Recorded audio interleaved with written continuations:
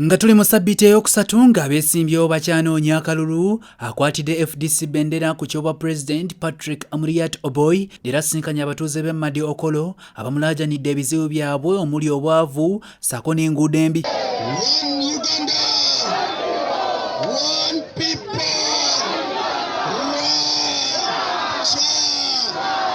I wish you could cross back at this time, but it's too late.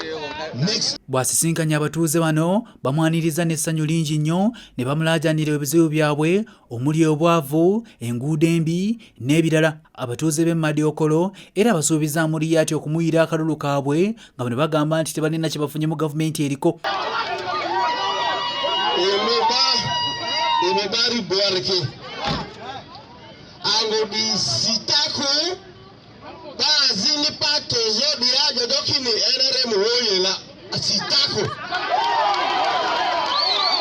Nga bakyatambulira mu bitundu bya West Nile ebirala, emmotoka zisoose ne zeerema olw'amakubo amabi okufaako obufi okukkakana ng'abazitambuliramu bazivuddemu ne batandika okuzisindika ng'eno bwe bayambibwako poliisi y'omu kitundu ekyo.